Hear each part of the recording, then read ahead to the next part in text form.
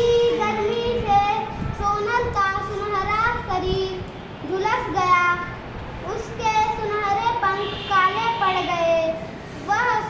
वह गुमसुम और अकेली रहने लगी। अब वह बस गाती रहती।